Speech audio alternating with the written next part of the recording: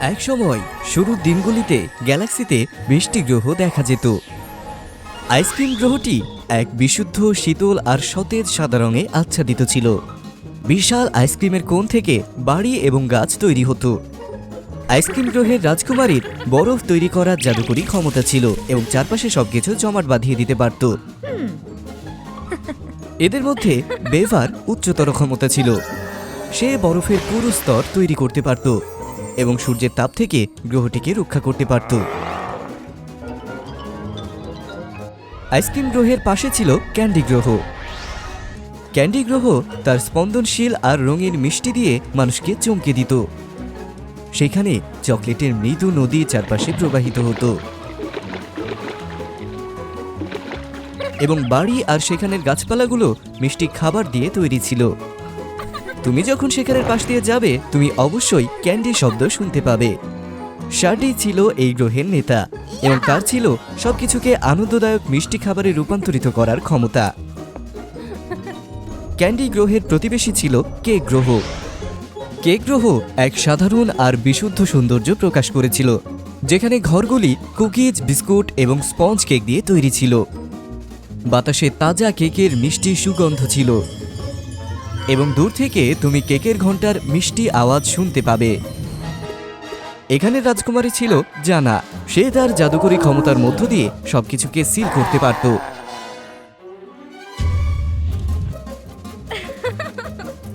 আর শেষ দিকে ছিল পুডিং গ্রহ। এটা মসৃণতা এবং ভদ্রতা বিকিরণ করত এবং আকাশ থেকে মাটি পর্যন্ত যাই দেখা যেত সবকিছুই নরম আর কোমল ছিল। আরই ছিল পুডিং গ্রহের রাজকুমারী। এমনকি সবচেয়ে কঠিনতম জিনিসগুলিকেও তার নরম করার ক্ষমতা ছিল। তবে এই গ্রহগুলির মধ্যে একে অপরের সম্পর্ক ভালো ছিল না, আর অশুভ শক্তি সহজেই তাদের আক্রমণ করতে পারত। পিঁপড়া উপজাতির প্রথম লক্ষ্য ছিল ক্যান্ডি গ্রহ। পিঁপড়াদের বিষাক্ত পা ছিল যা সমস্ত মিষ্টির ক্ষতি করেছিল। রাজকুমারী শার্ডি তার গ্রহকে রক্ষা করার জন্য ক্ষমতা ব্যবহার করল, কিন্তু সে তাদের পরাজিত করতে ব্যর্থ হল। শার্ডি অন্য গ্রহে সাহায্য নেওয়ার সিদ্ধান্ত নিল, কিন্তু সবগুলো গ্রহে যাওয়ার পর সে সবার প্রত্যাখ্যান পেয়েছিল।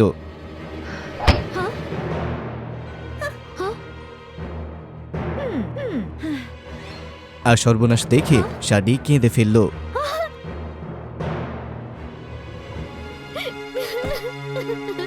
সব আমার কারণে। আমি নিজের গ্রহকে রক্ষা করতে পারিনি। আমি একেবারে অকেজো। রাজকুমারী, নিজেকে দোষ দিও না। আমরা সবসময় তোমার পাশে থাকবো। অতীতে আমার বড় বোন কারি সবচেয়ে বেশি শক্তিশালী ছিল, কিন্তু সে চিঠি পাঠিয়েছিল যে রানীর প্রতিযোগিতায় অংশ নিতে সে অন্য দেশে মিশন পূরণ করবে। আমি তার সাথে যোগাযোগ করার সর্বাত্মক চেষ্টা করেছি, আমি তাকে খুঁজে পাইনি। ঠিক তখনই সেই গ্যালাক্সিতে সৌন্দর্য প্রতিযোগিতার খবর ছড়িয়ে পড়ল। আরেকটা সৌন্দর্য প্রতিযোগিতা? আমার বোন এখানকার রানী না? এটা অদ্ভুত। আমাকে অবশ্যই রানীর সাথে দেখা করতে আর আমার বোন সম্পর্কে উত্তর খুঁজতে অংশগ্রহণ করতে হবে। সৌন্দর্য প্রতিযোগিতার দিনটি এসে গেল, আর সমস্ত রাজকন্যারা গ্যালাক্সি রাজ্যের হলঘরে জড়ো হলো। প্রত্যেকেই দুর্দান্ত পোশাক পরেছিল, আর শার্ডি ছিল একটা পুরনো পোশাকে। লোকেরা তাকে ঠাট্টা করা শুরু করলো। আনুষ্ঠানিকভাবে প্রতিযোগিতা শুরু হলো। হোস্ট বিভিন্ন রাউন্ডের ঘোষণা দিল। ভদ্র মহিলা, ভদ্র মহোদয়গণ, রানী নির্বাচনের প্রতিযোগিতায় স্বাগত। প্রতিযোগিতাটি 3টি রাউন্ড দিয়ে গঠিত। সন্ধ্যায় গাউন শো, এরপর প্রতিভা রাউন্ড, আর পরে প্রশ্নোত্তর রাউন্ড।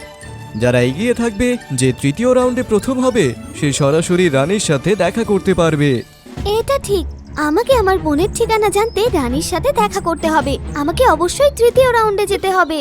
প্রথম রাউন্ডের জন্য প্রতিযোগিতায় প্রস্তুত হওয়ার জন্য অপেক্ষা করার সময় শার্ডি চারপাশে দেখল। আমি এই রাউন্ড কিভাবে জিততে পারি? ওরা সবাই খুব সুন্দর। হাল ছেড়ে দাও, তুমি যতই চেষ্টা করো না কেন এটা বৃথা। এবং হোস্ট দ্রুত মঞ্চে দৌড়ে গেল। সন্ধ্যার গাউন শো শুরু হতে চলেছে। প্রথম প্রতিযোগী আইসক্রিম গ্রহ থেকে বেভা। দ্বিতীয় প্রতিযোগী কেক গ্রহ থেকে, তৃতীয় প্রতিযোগী পুডিং গ্রহের। আর শার্দি হলো ক্যাটওয়াকের চূড়ান্ত প্রতিযোগী। অবশেষে ক্যান্ডি গ্রহের রাজকুমারী এসেছে, শার্দি।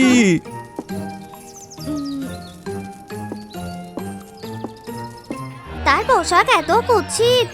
তার কি অন্য কোনো পোশাক নেই? তার পোশাক তো আমার থেকেও পুরনো। একই সময়ে অন্য প্রতিযোগীরা তাদের অবস্থানে ফিরে এলো। দুঃখিত, আমাকে অবশ্যই পরের রাউন্ডে যেতে হবে।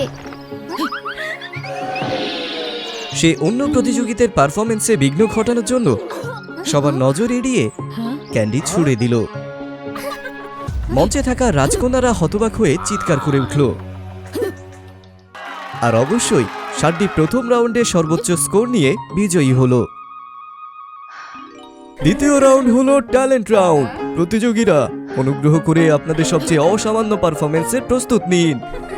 প্রথমে চলুন প্রতিযোগী বেভাকে স্বাগত জানায়। বেভা এগিয়ে গেল, কিন্তু হঠাৎ করে আলো নিভে গেল। মঞ্চে বেভার ওপর কেবল একটা স্পটলাইট জ্বলছিল।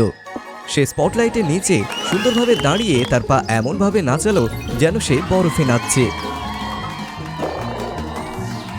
এমনকি বেভা তার হাত দিয়ে বরফ তৈরি করলো। আমি দুঃখিত বেভা। বেভা যখন সেই বরফের কাছে এলো, অপ্রত্যাশিতভাবে এক ক্যান্ডি তার পায়ে বাধা দিল। সে বিব্রত বোধ করে বেভা তার পারফরমেন্স শেষ করে দিল।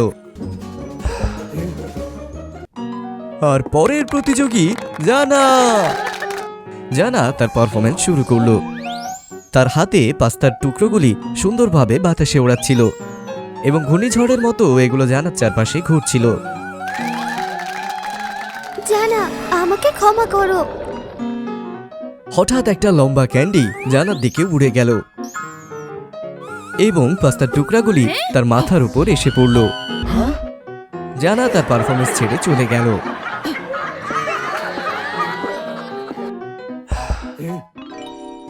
আর পরবর্তী প্রতিযোগী আরি দৈত্যাকার পুডিংগুলিকে একটা নাচের মতো পরিবেশন করলো। নরম পুডিংগুলি স্প্রিংবোর্ডের মতো কাজ করছিল। আরি এক পাশ থেকে অন্য পাশে চলে যাচ্ছিল। আরে, আমার আর কোনো উপায় নেই। আরি হোঁচট খেলো এবং ছোট পুডিং কিউব তার মাথায় এসে পড়ল। সে দ্রুত হাল ছেড়ে দিল আর চলে গেল। এই রাউন্ডের শেষে আবারও শার্দি সর্বোচ্চ স্কোর অর্জন করল। দ্বিতীয় রাউন্ডের বিজয়ী হলো শার্দি। এবার ফাইনাল রাউন্ড, প্রশ্নোত্তর পর্ব এলো এবং শার্দিকে রানী ইপুরার সাথে দেখা করতে নিয়ে যাওয়া হলো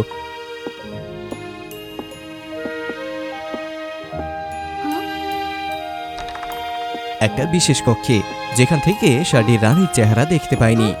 হ্যালো রানী ইপুরা, আমি অনেকদিন ধরে আপনার সাথে দেখা করতে চাই। পালাও, এটা রানীর ফান। চমকে উঠে শার্দি জোর করে পর্দা টেনে ফেলল। বোন, পালাও, সে আসছে। রানী সবচেয়ে সুন্দরী আর প্রতিভাবান মেয়েদের অপহরণ করে আর তারপর চিরকাল তরুণ থাকার জন্য তাদের জীবনী শক্তি শুষে নেয়। অনেক দেরি হয়ে গেছে। ইপুরা ছুটে এসে শার্দির গায়ে একটা মন্ত্র ছুড়ল। সে নড়াচড়া করতে পারল না, তার সারা শরীর হিম হয়ে গেল। তুমি দানব, এই দুষ্ট হৃদয় নিয়ে তুমি কখনোই সুন্দর হতে পারবে না। আমি তোমাকে পরাজিত করব। তুমি এটা কিভাবে করবে? এইভাবে। তারা তাদের পারফরমেন্সে ব্যর্থ হওয়ার পর রাজকন্যাদের সন্দেহ হলো যে কোনো একটা গন্ডগোল হয়েছে। তারা গোপনে শার্দিকে রানীর ঘর পর্যন্ত অনুসরণ করলো আর সত্য খুঁজে বের করতে চাইল। তারা রানী এবং শার্দির পুরো কথা শুনল। শার্দি, তুমি ইচ্ছে করে আমাদের হারিয়েছো, কারণ তুমি বুঝেছিলে যে এই প্রতিযোগিতা ত্রুটিপূর্ণ। আমাদের বোনের রহস্যজনক নিখোঁজ হওয়া, আমরা তোমাকে কারিকে রক্ষা করতে আর তার বিরুদ্ধে লড়াই করতে সাহায্য করব। তোমরা খুব বেশি কথা বলো। এই নাও।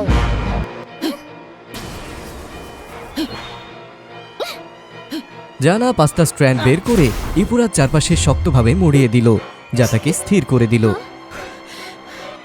সঙ্গে সঙ্গে বেভা দ্রুত বরফের টুকরোগুলি দিয়ে ইপুরাকে আবদ্ধ করল। আর এদিকে শার্দি একটা ক্যান্ডি রকেটে রূপান্তরিত হলো এবং তাকে তার মধ্যে আটকে দিল। আরি একটা পুডিং তৈরি করে এই যুদ্ধের সমাপ্তি ঘটালো।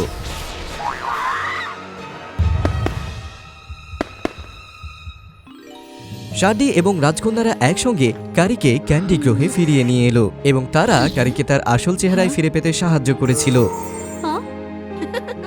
বিভিন্ন গ্রহের লোকেরা ক্যান্ডি গ্রহে উদযাপনের জন্য এলো। তারা সকলেই ক্যান্ডি গ্রহকে মেরামত এবং পুনরুদ্ধার করতে একসাথে যোগ দিল।